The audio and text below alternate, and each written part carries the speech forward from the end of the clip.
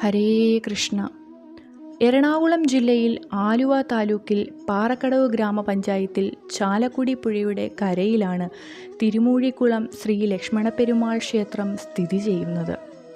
6 അടി ഉയരമുള്ള ചതുർബാഹു വിഗ്രഹമാണ് ഇവിടുത്തെ പ്രതിഷ്ഠ. പുറകിലെ വലതുകൈയിൽ ശംഖും മുന്നിലെ വലതുകൈയിൽ ഗദയും പുറകിലെ ഇടതുകൈയിൽ സുദർശന ചക്രവും മുന്നിലെ ഇടതുകൈയിൽ താമരയും പിടിച്ച ഭഗവാൻ കിഴക്കോട്ട് ദർശനമായി കുടികൊള്ളുന്നു.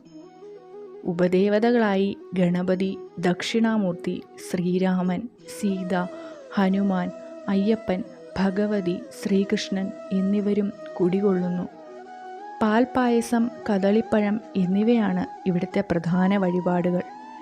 മേടമാസത്തിലെ തിരുവോണം നാളിൽ ആറാട്ടായി 10 ദിവസം നീണ്ടു നിൽക്കുന്ന ഉത്സവമാണ് ഈ ക്ഷേത്രത്തിലെ പ്രധാന ആണ്ടുവിശേഷം.